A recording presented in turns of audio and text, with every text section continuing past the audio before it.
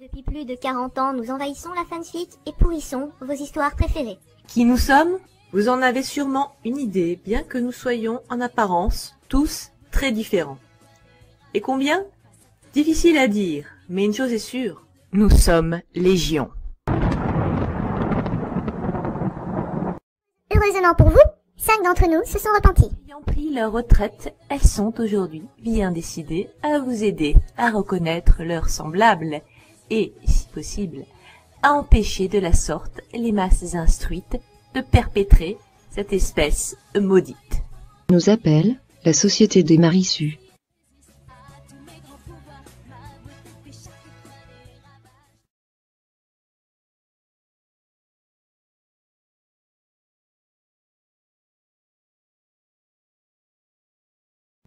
Prenons le premier épisode. Dans un scénario tournant autour de Superman, la logique voudrait qu'on le voie en premier. Expédié depuis Krypton comme d'habitude. Bah non, ce sera Lana. Elle a âgée de 4 ans et déguisée en princesse fée. Deux choses que Goff et Miller ont l'air de croire qu'elle est vraiment. Enfin, vu l'importance qu'il lui est attribuée et puis la magie de la série, rappelez-vous. Mais tu es magnifique avec cette robe, tu sais Lana, tu es une princesse. Je suis même une princesse fée. Comme toujours, Martha et Jonathan ont des problèmes de fécondité. Ils ont tout essayé pour avoir un enfant. Qu'est-ce qui va marcher? L'aveu prononcé par Martha devant la déesse de la chance Lana, bien sûr. Car le dit vœu s'accomplit dans la scène suivante quand la soucoupe de Clark encore petit s'écrase près du véhicule des Kent. La fée Lana livre encore plus rapidement que Pizza Hut en moins de 30 minutes. Le souci, c'est que la soucoupe est accompagnée des restes de Krypton, et une pluie de météores s'abat sur la ville, tuant entre autres les parents d'Anna devant celle-ci. Mis à part qu'être frappée par des météorites prouve leur malchance, ça démontre en peu de temps le potentiel Mary Sue de leur fille. Cette dernière a un background d'habitude moins fouillé que celui de Lois, qui elle est bien connue pour avoir un père général et une jeune sœur, Lucy. Et la famille de Lana peut varier. On sait qu'elle a pu avoir un petit frère, une grande sœur, un oncle savant fou et des parents théoriquement vivants. C'est d'ailleurs le cas dans Lois et Clark. Là, elle est fille unique, mais elle devient orpheline aussi et assiste au drame. Check. Oh, et par heureuse coïncidence, est prise en photo un instant. Mais je croyais, moi, que tout le monde est occupé à se mettre à l'abri et pas photographier. La dite photo fera la couverture du prestigieux Time Magazine racontant la catastrophe. Même si on aurait pu croire que photographier les dégâts dans la ville serait plus parlant. Oui, 4 ans et déjà célèbre. Tout juste, ils n'ont pas ajouté Person of the Year. C'est pas comme Clark, c'est pas comme s'il avait quelque chose de particulier. Hein? Qui? Oui, on l'avait presque oublié. Ça démarrait vraiment très fort, et une fois tout ce petit monde au lycée, ça s'arrange pas. Dans les premiers mois de la série, Lana est assez peu futée pour porter en permanence un collier fait d'un morceau de la météorite qui a tué ses parents, what the fuck, et qui est de la kryptonite, faisant que Clark ne peut l'approcher. L'histoire ne dit pas comment elle a réchappé aux métastases que développent les terriens exposés longtemps à la kryptonite, comme Lex et sa bague, qui lui faudra une amputation de la main. De toute façon, elle a un petit ami, Whitney. Et là, quelque chose aurait dû vous interpeller. Même pre-crisis, et post-crisis donc. C'est Lana qui court après Clark et non l'inverse. Ici, les garçons, elle n'a qu'à se baisser pour les cueillir. Du coup, l'ami-fille avec qui Clark et Pete traînent souvent et qui aime Clark en vain, la Lana traditionnelle quoi, est un personnage qu'il aura fallu inventer pour la circonstance, Chloé Sullivan. Ajoutez-y son talent pour le journalisme, c'est aussi un remplacement potentiel pour Lois tant qu'elle n'est pas là. Certains spectateurs se demandaient même si c'était pas elle qui adopterait un pseudonyme plus tard. En réalité, Chloé et Lois sont cousines, ce qui fait se demander pourquoi Lois n'a pas rendu visite plus souvent. Mais cela prouve la source d'inspiration pour Chloé. Du côté de Lana, ça part en vrille. Whitney ce n'est pas n'importe qui, loin de là.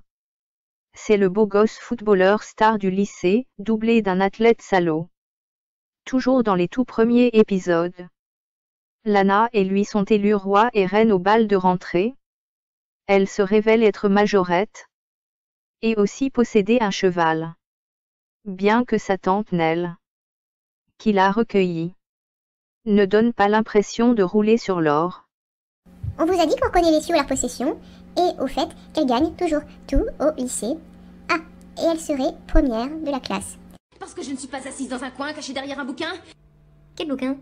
Ben oui, quel bouquin? C'est vrai qu'on ne la voit presque jamais lire. Peu importe les moyens de sa tante. Elle parvient à faire organiser l'anniversaire de Lana au manoir Luthor dans la première saison, Et vu les sommes engagées et l'importance que les gens y accordent, on dirait plutôt un couronnement. Que diriez-vous d'un gâteau d'anniversaire à 3 étages? Quelle couleur tu veux pour les ballons? Personnellement, je ne mettrais bien que du blanc, non?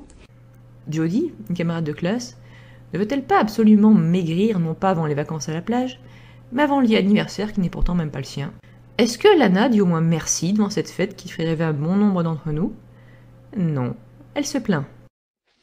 Tout ce battage pour un anniversaire, ça me déconcentre. Une grande fête dans le manoir de Lex Luthor, moi je trouve ça plutôt sympa. Sauf qu'on ne m'a pas demandé mon avis. Si ça avait été moi, je l'aurais fêté autour d'une pizza avec mes copains. La charmante petite Sue modeste. Il y a des gifles qui se perdent. Clark et Whitney se disputent toute la première saison étant raide d'elle. Encore une fois, ça colle pas. Pré-Crisis, Superboy et Lana, c'était une gentille bluette, peu sérieuse. Ici, c'est une torture permanente façon Twilight. Quand on n'est pas amoureux de Lana, on veut être elle. Une amie de Lana durant la première saison, Tina, affirme trouver que Lana a une vie parfaite. Non pas qu'elle est parfaite, mais que sa vie l'est. Alors ok, elle rafle tous les honneurs et fait de l'équitation, mais à part ça, elle semble pas avoir un niveau de vie si haut et a perdu ses parents. Tina a encore sa mère, mais règle vite la question. En effet, elle est l'un des cryptomonstres abondants des premières saisons, des habitants de Smallville qui sont affectés par la kryptonite et qui en tirent divers pouvoirs. Tina est métamorphe, mais malgré ce pouvoir badass, non, c'est Lana pourtant sans capacité paranormale qu'il faudrait envier. Comme beaucoup de jaloux maladifs, Tina en vient à vouloir tuer Lana et elle finit à l'asile. Elle revient à la saison d'après et là, elle est amoureuse de Lana. Alors, non, la jalousie obsessive ne fonctionne pas comme ça. Ça veut pas dire que le sujet est amoureux de l'objet. Au contraire, il veut le détruire pour mieux le remplacer. Ça n'évolue jamais en passion amoureuse. Mais que voulez-vous, on ne peut pas ne pas aimer Lana, même les filles. Tina affectera l'apparence de Whitney, puis de Clark pour cette raison avant d'être tuée accidentellement. Whitney aussi mourra après s'être engagée dans l'armée car nul ne peut sortir de la vie de Lana en voulant tout simplement rompre avec elle. Voyons.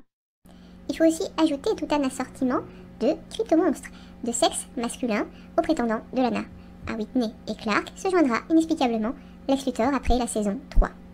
Alors oui, Lana est déjà sortie avec Lex dans des histoires imaginaires de l'âge d'argent ou la série animée L'Ange de Métropolis, en raison d'une tendance de celui-ci à vouloir être avec toutes les femmes qui comptent pour Superman, comme Lois ou Supergirl.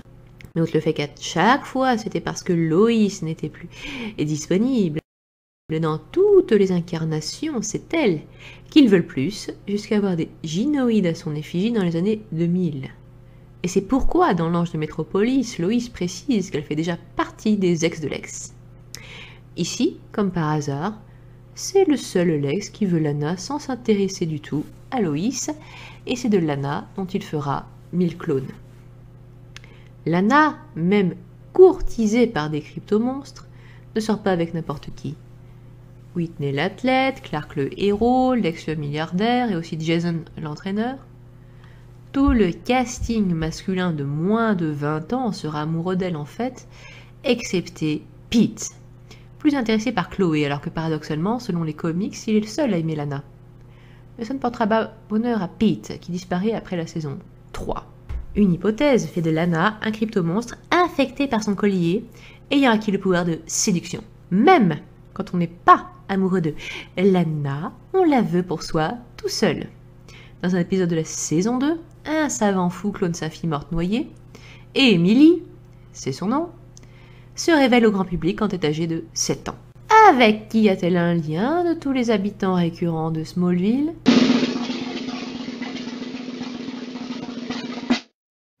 C'est ça, Lana. Elles étaient meilleures amies d'enfance jusqu'au jour où Lana tomba dans une rivière.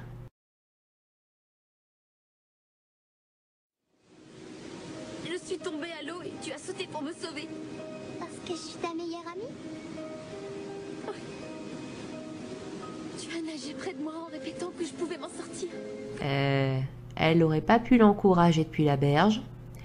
Lana y est arrivée bien sûr, mais pas Emily. Et un drame de plus à verser au dossier de notre pauvre petite Sue. Affaire classée une fois que dans l'épisode de la saison 2, il a été établi que cette Emily était un clone et non un fantôme. Et non. Dans l'avant-dernier épisode de la saison 3, Lana s'apprête à aller étudier à Paris pour empêcher sa soi-disant meilleure amie de s'en aller, Emily, qui a subi une croissance accélérée, l'enferme dans une boîte en verre. Attention, elle reste une petite fille dans sa tête. Elle ressent donc de l'amitié, mais pas de l'amour. En fait, c'est chacun à sa façon, mais Lana ne laisse aucun personnage indifférent. Chloé, par exemple. Elle ne devrait ne pas l'aimer puisqu'elles sont rivales. Mais quand elle, la tante de Lana, déménage avec son petit ami, Chloé propose spontanément de loger Lana et dit qu'elle est comme sa sœur. Seul Lionel Luthor, père de Lex, semble ne pas l'apprécier. Ça s'explique parfaitement. Tant que Lex, au début ami de Clark, ne pouvait être le méchant de l'histoire, c'était lui. D'où ce moment fandard, le jour où Clark et Lionel avaient échangé leur corps. Lana veut parler à celui qu'elle croit être Clark, qui lève les yeux au ciel et dit « Manquez plus qu'elle. » Voir cette expression sur le visage de Clark est jouissif. À partir de la saison 6, le fils devient méchant, le père un type bien, et comme Lana doit devenir sa belle-fille, elle devient précieuse aux yeux de Lionel aussi. Lana, vous la connaissez à peine et vous serez sous le charme quand même. Dans la saison 2, une vieille photo de la mère de Lana avec un homme qui n'est pas son mari, Henry Small, sème le doute dans son esprit. Elle confronte Henry, et oui, il a une liaison illicite avec la maman de Lana, et oui, il est donc son vrai père. Lana n'est plus orpheline. Et en prime, Henry s'appelle Small parce qu'il descend des fondateurs de la ville. On vous avait déjà dit que les Sioux se découvrent souvent une ascendance plus prestigieuse que prévu. Passé un choc initial, Henry découvre sa fille, et Lana réalise que l'épouse de celle-ci envisage le divorce. Henry ne lui parlerait plus que de Lana. Mais pour quelle raison divorcez-vous? Henry ne parle que de vous du soir au matin. J'admets ma défaite face à vous. J'abandonne. Vous avez gagné. Pas folle la belle-mère ayant compris qu'il faut fuir avant de se faire bouffer par Lana. Pour sauver le mariage de son père, Lana se sacrifie héroïquement, et laisse Henry et sa belle-mère déménager ensemble, loin d'elle pour se retrouver. Sauf qu'on les reverra jamais des 8 saisons suivantes. Personne ne doit préférer une autre à Lana ou il en paiera le prix par sa disparition. Hein, pas vrai, Pete? Et Nell? La longueur de la série et surtout le côté insupportable réduirait à lister presque tous les épisodes à titre d'exemple. Et ce serait aussi difficile pour nos nerfs que pour les vôtres. Les spectateurs, durant les 3 premières saisons, appréciaient Chloé Sullivan, intelligente et drôle, et pas Lana, qui se plaignait constamment des secrets que Clark avait pour elle. Elle ne connaîtra la vérité qu'à partir de la saison 6. Elle disait que c'était pas bien, passait son temps à lui briser le cœur, à le manipuler. Tout en étant une damoiselle en détresse façon boulet qui devait sauver sans arrêt. Le critique Neil Bailey avait écrit « Clark disait ne pas savoir comment il pourrait aimer quelqu'un d'autre que Lana. Il pourrait se le figurer, en serrant constamment contre lui une poupée appelée la femme du poignardage douloureux, remplie de verre cassé et d'une solution saline, qui se répand quand les pointes pénètrent. Bon, Superman est en fait invulnérable, mais l'image se tient. Mais brisez-lui le cœur, et il tombe en morceaux comme vous et moi. » On se demande vraiment ce que tous ces gars amoureux de Lana lui trouvent. Alicia Baker, membre du club d'astronomie et love interest temporaire de Clark dans les saisons 3 et 4, posera même directement la question. Et elle demandera à Lana ce qu'elle peut bien avoir de plus qu'elle. Pourquoi est-ce que Clark Kent est amoureux de toi? Qu'est-ce que tu peux avoir que je n'ai pas? Dis-moi, Lana. Quel est ton secret? Tu n'es pas plus belle que moi. Sûrement pas intelligente comme moi. Et de toute évidence, tu n'as pas mes capacités. Et elle a raison. Alicia étant une crypto-monstre est une psychopathe. Mais Lana, si manipulatrice, en est une aussi en fait. Elle n'est donc effectivement pas plus saine à fréquenter. Ajoutez-y les couleurs cuculapraline que Lana portait tout le temps, et son surnom les premières saisons était le Power Ranger Rose. Et pourquoi le Power Ranger? Goff et Millard, mortifiés d'apprendre que les téléspectateurs n'aimaient pas le côté en détresse, feront apprendre les arts martiaux à Lana dans un temps ridiculement court. Ce n'est pas tout. À la fac, elle intégrera successivement une grande école d'art, puis une faculté d'astronomie, où apparemment elle donne satisfaction, malgré qu'on n'ait jamais vu hors de l'intérêt dans ces disciplines ou les pratiquer jusqu'ici. Au lycée, elle avait peut-être laissé tomber les majorettes assez vite, mais elle trouvait néanmoins le temps d'être tête de classe, de faire la charité, pure Sioux alerte, de pratiquer l'équitation de compétition et d'être gérante du café Le Talon tout à la fois. Et pourtant, c'était pas elle qui était censée avoir la super vitesse. Goff et Millard entendront les critiques, mais faits uniques jusqu'ici dans nos analyses, ne décideront pas d'arrêter les frais. Plutôt, ils changeront Lana, lui faisant prendre une direction différente à chaque fois. Mais la font rester une Sioux, d'où le nombre incroyable et parfois contradictoire de catégories auxquelles elle appartient, et qui ne la font sembler que plus invraisemblable pour le spectateur. À partir de la saison 4 et jusqu'à la suivante, Lana est possédée par son ancêtre, Isabelle Taureau, une puissante et maléfique sorcière. Bien sûr, elle peut encore faire de la magie noire régulièrement en usant du corps de Lana. Double maléfique, check. Ah oui, et c'est aussi pendant la saison 4 qu'on a le droit à la torture qui fait pas parler et qui ne laisse aucune trace. À partir de la saison 6, Lana devient désagréable car subit un entraînement digne d'Amarine. Mais bien sûr. Devenue riche, elle introduit des moyens énormes dans sa fondation Isis. Les capacités de surveillance qui sont liées rendent les connaissances et capacités d'investigation de Chloé Sullivan inutiles.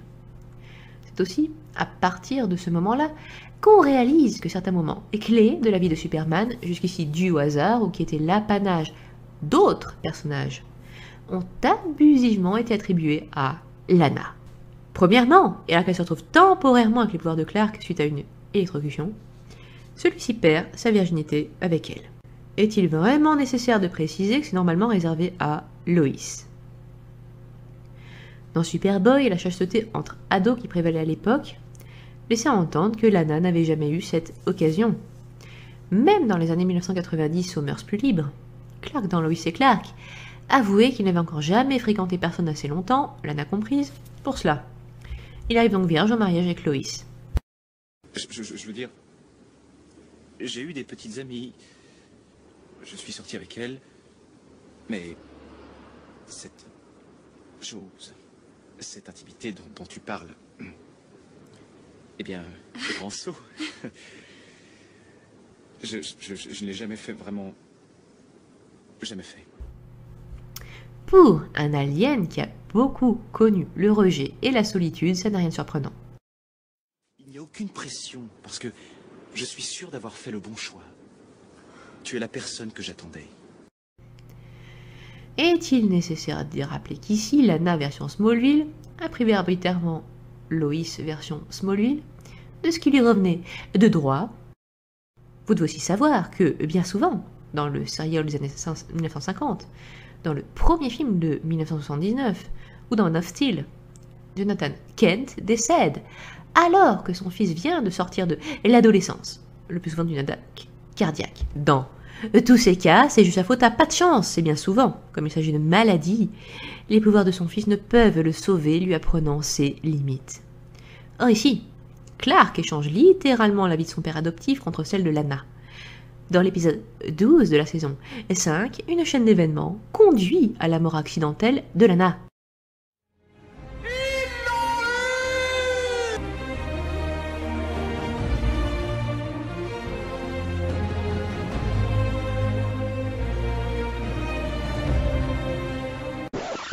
Attendez, vous réjouissez pas trop vite, hélas. Clark remonte le temps pour la sauver. Mais la nouvelle suite d'événements conduit à l'attaque de Jonathan. Cette fois, Clark ne remonte pas le temps et le laisse mourir. En dehors du fait que cela a été une fois de plus volé à Lois, c'est elle que Superman ressuscitait par un voyage dans le temps en 1979, mais pas au détriment de la vie de quelqu'un d'autre, cela dit. Clark, c'est quoi ton problème? Échanger cette pleurnicheuse contre l'homme qui t'a élevé, comme au contraire Jonathan Kent, version John Schneider, était apprécié. Et je vous laisse imaginer les cris de désespoir des téléspectateurs. Une fois de plus, mauvais calcul de Millard et Goff, persuadés qu'on préférait, comme eux, qu'elle vive, elle, plutôt que lui. Et je pensais pas dire ça un jour, mais on peut faire plus cruel que Jonathan Kent, qui meurt pour rien dans une tornade, regardé passivement par son fils adoptif. Les auteurs, de fait, avaient adopté un point de vue bien trop simpliste. Il faut faire, ou accepter, n'importe quoi pour le bien-être de Lana, car qu'elle meure serait trop horrible. Problème, les spectateurs auraient, au contraire, adoré l'avoir crevé, ne serait-ce que pour empêcher d'arriver à cette conclusion. A été brûlé au 28e degré. On vous le remet pour la route. On vous laisse imaginer la réception du 87e épisode, l'esprit de Noël. On y apprend comment Lex Luthor est devenu méchant, point essentiel de la mythologie concernée ici. Eh bien, c'est trop simple en fait. Il rêve qu'il va devenir gentil, se brouille avec son père qui lui coupe les livres, mais ce nouveau Lex séduit Lana. Ils se marient et ils ont des enfants, mais peu de moyens. Lex ne peut empêcher pour cette raison la mort de Lana en couche. Réveillé, Lex ne peut supporter l'idée d'une mort précoce pour Lana, et c'est tout. Ouais, c'est encore moins justifique pour Dark Vador. Lex décide de ne pas avoir d'éthique, rester riche et séduire Lana de force, si ce n'est degré. L'usera notamment d'un artifice dont le résultat est très proche du cliché de la fausse couche. Check. Je vous laisse réfléchir à l'énormité de tout ceci. L'un des pires super vilains de comics, la Némésis la plus dangereuse et la plus acharnée de Superman, est devenu uniquement par la faute de Lana.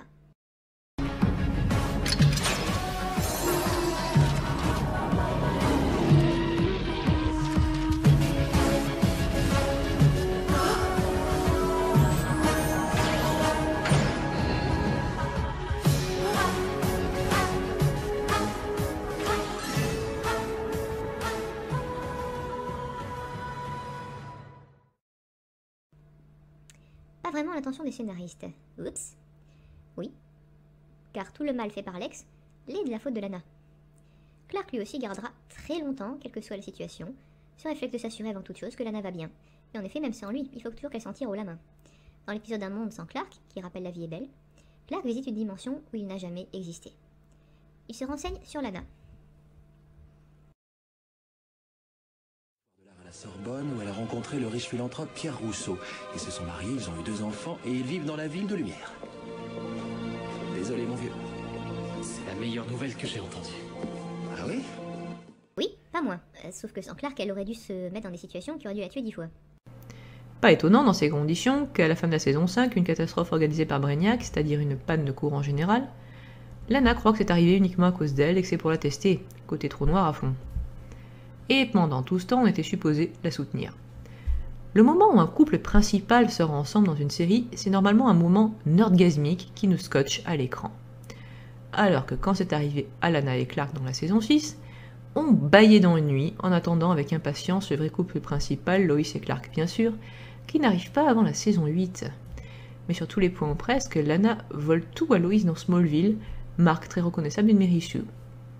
Donner tant d'importance à Lana, c'est la mettre dans le rôle de Lois, littéralement. Pendant que Chloé avait dû prendre le rôle de Lana resté vacant. Donc à quoi bon? D'autant que Chloé sera d'abord d'une curiosité déplacée comme Lana après Crisis, puis la première gardienne du secret, comme Post-Crisis. Comme si Millar et Goff savaient en effet que Superman est dans une grande histoire d'amour avec une femme aux cheveux châtains, mais que pour eux, peu importe qui. Alors qu'on trépigne de joie devant l'épisode Lois et Clark, où ceux-ci, sous l'influence de la kryptonite rouge, semblent sortir ensemble pour la première fois, les fiançailles de Lex et Lana ont lieu au même moment. Clark qui emmène Lois et la plante là, emmenant Lana.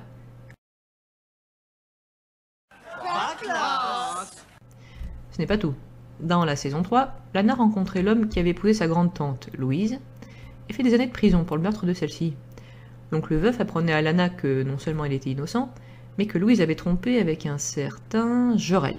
Oui, le vrai père de Clark, qui a visité la Terre dans sa jeunesse et décidé plus tard d'envoyer son fils à Smallville pour des raisons sentimentales.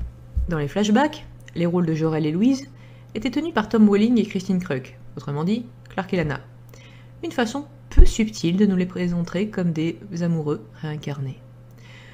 Sauf qu'en réalité, cela fait surtout passer Lara, la vraie mère de Clark, pour une pauvre cocu sur qui on s'est rabattu faute de mieux, à cause d'un membre de la famille Lang. Déjà. D'autant qu'on sait tous que si Jor-El devait la tromper avec quelqu'un, c'est avec Lois, voyons. Attends, quoi? Et tout cela prive une fois de plus Lois de quelque chose d'essentiel. Car dans un épisode de Lois et Clark, partenaire dans l'âme ou âme sœur en VO, on apprenait qu'ils s'étaient réincarnés régulièrement, comme au Moyen-Âge ou au XIXe siècle, dans le passé de la Terre. Clark ayant eu un passé terrien contre toute attente, car l'essentiel, pour lui, outre d'avoir 2 identités, est d'être là où Lois est. Je me retrouve là, je ne suis même pas de cette planète. Peut-être pas Clark Kent, non? Mais votre esprit Votre âme vient d'un monde par-delà les planètes, par-delà l'espace, elle vient du berceau de l'univers. C'est la force de votre amour qui vous pousse toujours à vous retrouver. Il semblerait que votre âme soit liée, mêlée avec la sienne. C'est comme sa sœur jumelle. Jumelle? Où que soit la vôtre, la sienne était proche, jamais l'une sans l'autre. Deux amants destinés à brûler dans les feux de l'amour, à s'éprendre l'un de l'autre jusqu'à la fin des temps. Et dois-je rappeler ces voyages temporels, dans les années 1960, où Lois croisait des sosies de Superman qui étaient vides sous son charme. Si, dans l'épisode impliquant la kryptonite rouge, Clark avait celle-ci pour excuse, dans l'épisode Noces de sang de la saison 8, il n'en a plus aucune. Depuis 10 épisodes, Lana était partie après une rupture en bonne et due forme, et l'histoire avec Lois commençait pour de bon. Lana redébarque, et hop! Clark plante aussitôt Lois là et se remet avec Lana pour 4 épisodes sans arrière-pensée et pendant lesquels Lois disparaît littéralement. C'est à se demander si Goff et Millar avaient bien compris que le second couteau c'est en réalité Lana. Mais oui, et c'est ça le pire. Tout au long de la série, d'autres personnages diront parfois à Clark que peut-être Lana n'est pas faite pour toi. Des dessins amérindiens dans une grotte prédisent. Depuis des siècles.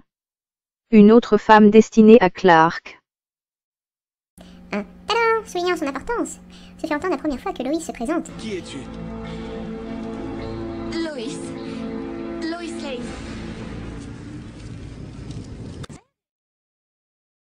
Et 4 ans durant, des mots ou actes divers prédiront qu'elle est bien la femme de sa vie. Tu fixes ses yeux. Bonjour, Madame Kent. Ce qui rend la raison apparente pour laquelle Clark est avec elle, faute de mieux, si triste. Dans l'épisode 14 de la saison 8, Requiem, Lana vole une peau expérimentale qui la dote des mêmes pouvoirs que Clark. Il ne manquait plus que ça. Et fait d'elle, par surcroît, une super-héroïne avant que lui ne le soit. Sue divine, check. D'autant qu'encore une fois, elle ne craint pas la kryptonite. À la fin, Lana absorbe une forte dose de kryptonite verte en sorte que Clark ne peut plus l'approcher sous peine de mort. Et elle s'en va enfin.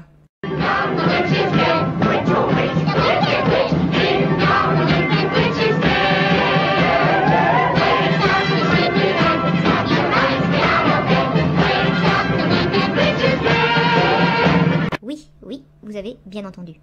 C'est juste pour ça. Et dire que sous l'âge d'argent, Super Lana qui s'envole au loin, on trouvait ça tout juste digne de l'histoire imaginaire que c'était alors. Lex Luthor, responsable de tout ceci, ose sortir l'énormité comme quoi en cette occasion va voir se terminer. Savez-vous ce que les gens retiennent des plus grandes histoires d'amour? Ce n'est pas la façon dont ils se sont rencontrés, mais plutôt comment leur relation s'est tragiquement terminée. No, God! No, God, please, no! No! No! No!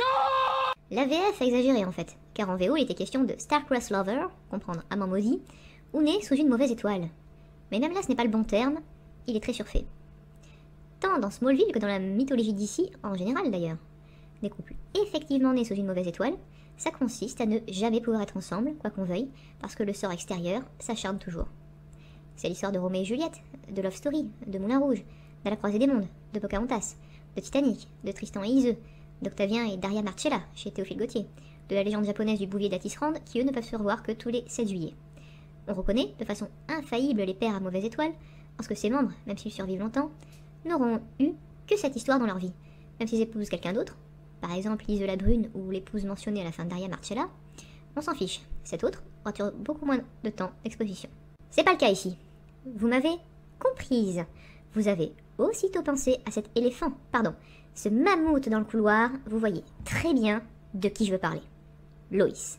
C'est en réalité elle, la deuxième moitié du couple mythique, pas la personne à peine mentionnée qu'on épouse par raison.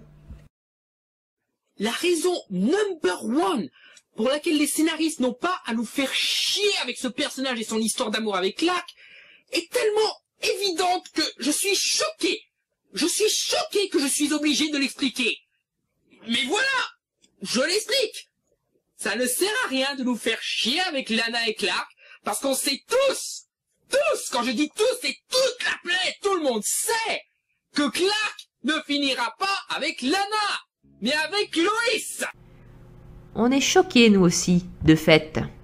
Lana Lang est en fait ce que Rosaline est à Juliette, Rebecca York à Lady Rowena dans Ivanhoe, Victoria à Yvaine dans Stardust, Madalena à Isabella dans Galavante, Gaëlle dans Lamu, Mylène dans Senseiya, Pamela dans Max et compagnie, Démonia dans Gargoyles. La perdante, point. Si elle est vivante et non contaminée à la kryptonite dans le présent, mais pas avec Clark, pour autant, c'est pour une bonne raison. Ça n'avait pas marché. Point. Ça n'a rien de surprenant. Elle a été dépeinte comme Loïs en moins bien, quand c'était pas carrément une antagoniste, donc autant aller pour l'original. J'ajouterai en moins bien et en moins connu. Les Américains ont eu l'occasion de lire Superboy dans les années 1950, mais nous, en Europe, il aura fallu attendre 1979 pour que Lana soit mentionnée pour la première fois dans une adaptation. C'est donc Loïs qui a le plus de soutien international. Millar et Goff avaient-ils enfin compris qu'on n'en pouvait plus après Requiem? En fait, peut-être pas, mais Christine Kruk, si. Elle en eut légitimement assez, comme beaucoup d'interprètes de Sioux. Will Wheaton et Robert Pattinson pour ne citer qu'eux. Son personnage, par assimilation avec l'interprète, lui a fallu des brimades dans la vraie vie, car Christine déclara en 2011. Il y a plein de gens qui n'attendent qu'un mot de moi pour me dire à quel point ils me haïssent. Elle insista pour quitter définitivement le navire. On ne la reverra pas pour le final, notamment. Là encore, les auteurs, et eux seuls, semblaient n'avoir pas du tout conscience de leurs erreurs, même après tout ceci. Faute d'avoir Lana sous la main, il faut encore souvent chanter ses louanges par d'autres personnages. Dans l'épisode 4 de la saison 10, Loïs se rend au bal des anciens du lycée de Smallville et une élève commence par dire comment Lana était trop géniale, pas fainéante et tout. Sauf que dans les faits, c'est pas la paresse qui empêche les jeunes d'aller au lycée tout en gérant un business, mais parce qu'ils n'ont pas le don d'ubiquité.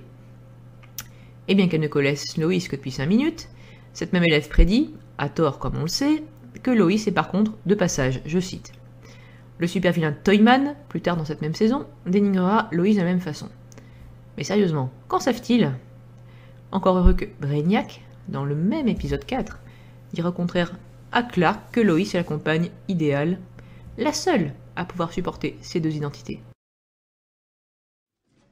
Tu as de la chance, il n'y a pas beaucoup de femmes comme Loïs. C'est vraiment la perle rare. Elle l'est effectivement. Il faut donc d'habitude rappeler que Clark, qui partait avec le handicap d'être le seul de son espèce, a pu connaître d'autres expériences dans le passé, mais toujours décevantes. Encore une fois, Loïs et Clark expliquaient ça très bien, rappelant comment seule Loïs était prête à soutenir son compagnon dans sa carrière héroïque, par contre. Pour expliquer pourquoi elle est choisie, il ne faut pas hésiter à nous rappeler en quoi Loïs est mieux. Mais il est vrai, dans les adaptations actuelles, on prend déjà pas le temps d'expliquer en quoi Superman est bien. Millar et Goff avaient sans doute voulu rendre Lana, cette épine dans le pied des lecteurs de Lois Lane pendant bien longtemps, plus sympathique, mais n'arrivant qu'à nous la rendre pire. Mais pourquoi? Était-il donc de ces inexplicables fans? Non, même pas. Moi je vous dis que ce genre de personne est rare. Le fait est que, contrairement à eux, il n'a pas diabolisé Loïs. Ça le prouve. Et c'est objectivement une fille bien, et pas juste le love interest obligatoire comme dans le film Superman Returns. Sarcastique, spirituelle et sachant se sauver toute seule. Mais faire mieux que Lana, c'était pas bien dur. Oui, ils admettent totalement son importance. Dans l'épisode Nuit d'ivresse de la saison 10, saoulé au champagne magique, car sinon il ne craint pas l'alcool, Clark annonce face caméscope. Loïs, si tu regardes ça dans 20 ans, je veux que tu saches que t'es le grand amour de ma vie. Et on dit toujours la vérité quand on est ivre, n'est-ce pas? Je suis trop bête. Mais autant insister sur Lana avant était inutile. Explique d'ailleurs pourquoi on ne débute pas l'histoire de Superman à cette époque et pourquoi les préquels sont si peu palpitantes d'habitude. Je l'avais dit, Millar et Goff étaient plus intéressés par Batman, et on peut douter de leur connaissance en Superman, ce qui expliquerait pas mal de liberté prise. Comme Doomsday, qui est ici la personnalité refoulée du fils de Zod, et non pas un vrai monstre. Ou Brainiac et Bizarro, déjà disparus alors que la carrière de Superman n'a pas encore commencé. On peut parier sans risque que Millar et Goff ne connaissent en réalité rien à Lana Lang, ce qui explique pour commencer l'absence de ressemblance physique. Il n'est pas le personnage original, quelle surprise, mais leur création. Tous deux en effet ont une vision disons un peu spéciale du love interest idéal, et qu'on voit dans les Spider-Man de Sam Raimi qu'ils ont aussi scénarisé. Ceux qui connaissent bien Mary Jane Watson furent surpris que la fille intelligente, drôle, débrouillarde et charmante des comics soit devenue si différente interprétée par Kirsten Dunst. C'est-à-dire une demoiselle en détresse boulée, dont les cris fêlent les tympans.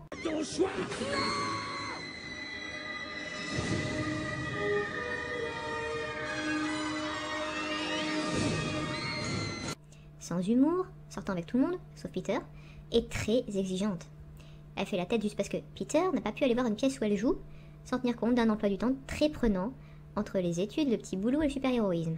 Bref, c'est une méridienne égoïste. Et Peter en est raide depuis l'âge de 6 ans, ayant paraît-il prise pour un ange à l'époque. Tu l'as vu pour la toute première fois, tu m'as agrippée et tu as dit « Tante May, est-ce que c'est un ange ?» Pourquoi? Alors c'est triste à dire au regard de l'héritage du personnage, mais là, joli minois mis à part, on sait effectivement pas ce qu'il lui trouve. Croyez-le ou non, Miller et Goff trouvent apparemment merveilleux de fréquenter une telle femme.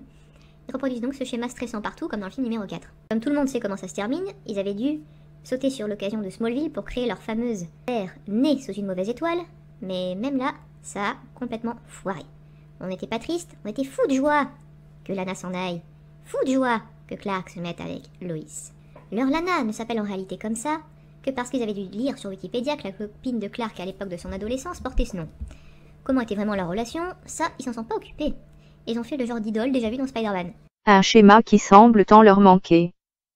Après la saison 8, que le personnage original de Chloé, qui n'est plus utile en pseudo-Loïs depuis l'apparition de sa cousine, se mettra à son tour à avoir des tendances uesques. Elle devient un équivalent au personnage d'Oracle, avec des capacités de surveillance, et Doomsday sera amoureux d'elle. Chloé sort avec des personnages historiques de DC. Jimmy Olsen puis l'Archer Vert, au détriment de leur vrai love interest. Lucy Lane et Black Canary, qu'on verra pourtant, même si Jimmy se révélera, après sa mort, avoir été en réalité le frère aîné homonyme de celui que nous connaissons. Ouais, enfin, et c'est surtout parce que le comédien-interprète a voulu quitter la série. On a a posteriori, à juste titre, comparé Lana version Smallville à Bella Swan, ne serait-ce qu'à cause de la tendance à pleurer et à se plaindre souvent.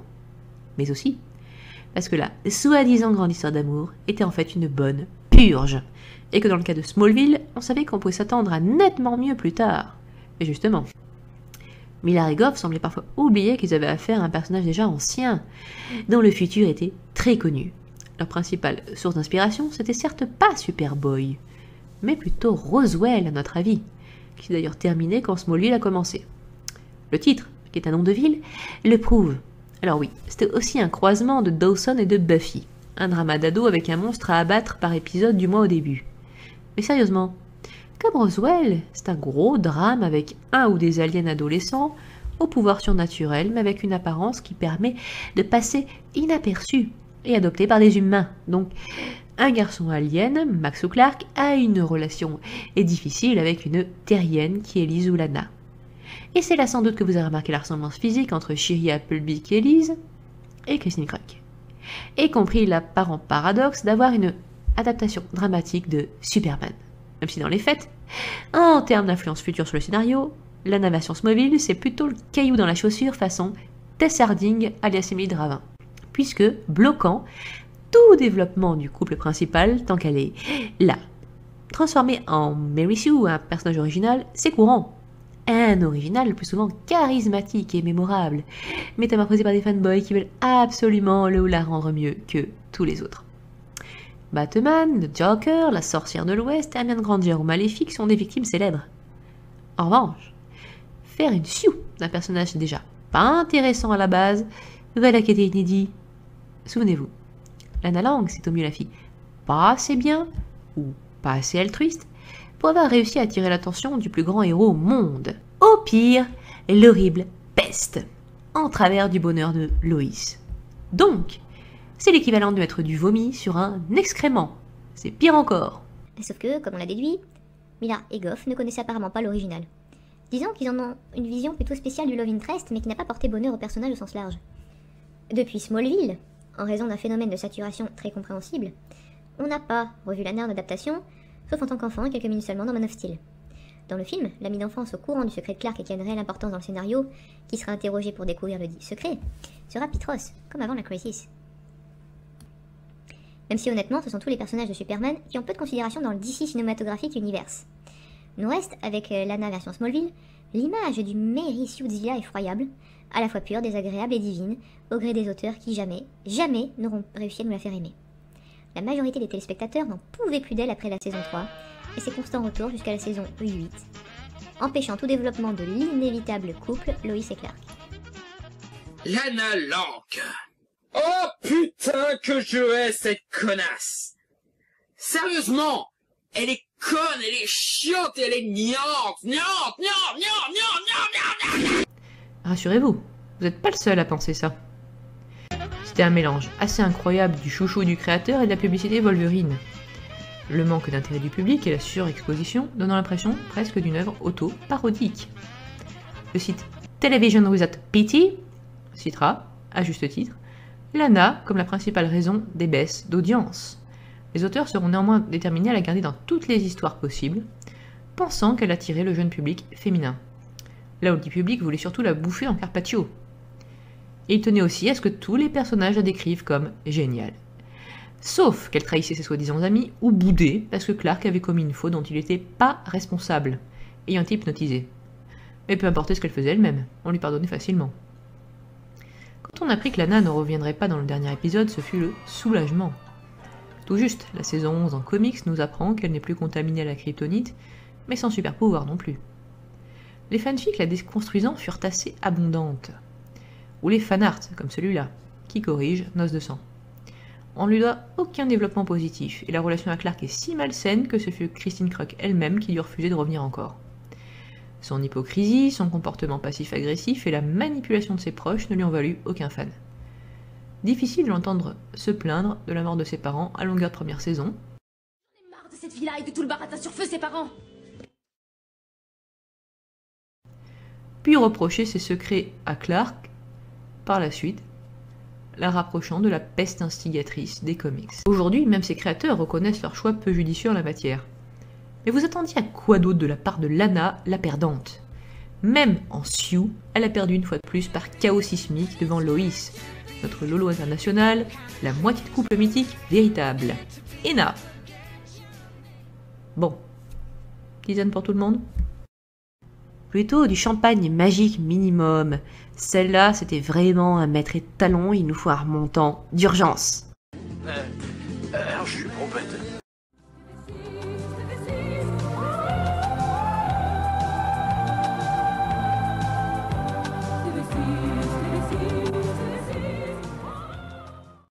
Pour ne rien rater de la suite, n'hésitez pas à vous abonner. Si vous souhaitez nous suivre sur les réseaux sociaux, c'est par ici. Et bien sûr, si tout cela vous a plu, et n'hésitez pas à le partager. Évidemment, si vous oubliez, je pourrais bien demander à une collègue de venir envahir et pourrir votre dernière histoire préférée. C'est vous qui voyez.